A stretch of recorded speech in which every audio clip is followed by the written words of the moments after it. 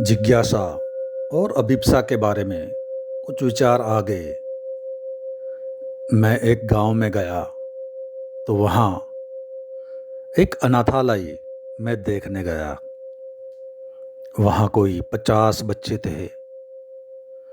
उस अनाथालय के संयोजक ने मुझे कहा कि इनको हम धार्मिक शिक्षा भी देते हैं। मुझे ये समझकर कि मैं साधु जैसा हूँ, उसने सोचा मैं खुश हो जाऊंगा कि इनको धर्म की शिक्षा देता है। मैंने कहा इससे बुरा काम और कोई दूसरा नहीं है दुनिया में, क्योंकि धर्म की शिक्षा आप क्या देंगे? धर्म की कोई शिक्षा होती है क्या? धर्म की तो साधना होती है, शिक्षा नहीं होती है।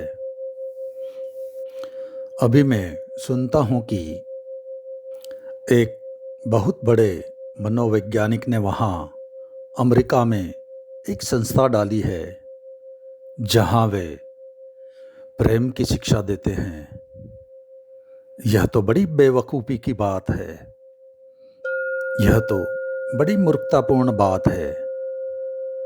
और उस संस्था से जो लोग प्रेम की शिक्षा लेकर निकलेंगे,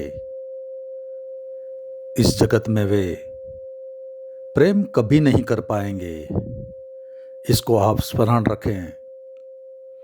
वे कैसे प्रेम करेंगे? वे जब भी प्रेम करेंगे तभी शिक्षा बीच में आ जाएगी, और जब उनके भीतर प्रेम उठेगा तब उनके सिखाए हुए ढंग बीच में आ जाएंगे और वे अभिनय करने लगेंगे, एक्टिंग करने लगेंगे, पर प्रेम नहीं कर सकेंगे। जब भी उनके हृदय में कुछ कहने को होगा तो तब वे उन किताबों को कहेंगे जिनमें लिखा हुआ है कि प्रेम की बातें कैसे करनी चाहिए। और तब वैसा आदमी जो प्रेम में शिक्षित हुआ है, प्रेम से बिल्कुल ही वंचित हो जाएगा। और यदि मैं कहता हूँ कि जो आदमी धर्म में शिक्षित होगा वह धर्म से ही वंचित हो जाएगा, क्योंकि धर्म तो प्रेम से भी बड़ी गुड और बड़ी रहस्य की चीज़ है। प्रेम को तो कोई सीख भी ले, पर धर्म को कैसे सीख सकेगा? धर्म की कोई शिक्षा नहीं होती है, धर्म की कोई लर्निंग नहीं होती।